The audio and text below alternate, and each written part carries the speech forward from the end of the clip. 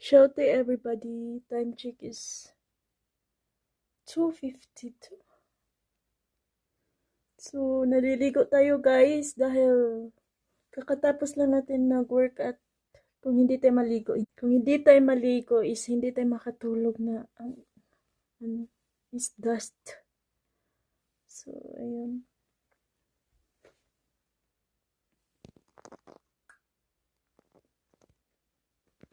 God bless everyone.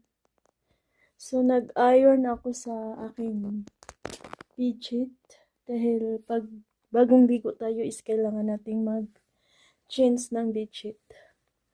At hindi pa ako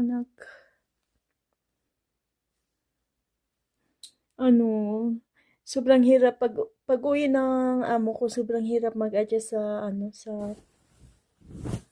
sa time ko. Kasi nagigising kasi ako ng 12.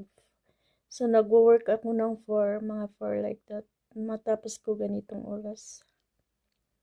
So, parang gising na gising ako pag gabi. So, I try my best bago sila bumalik, ibalik ko yung normal na oras. Kung anong oras matulog, anong oras magising, alam mo yan, ganun.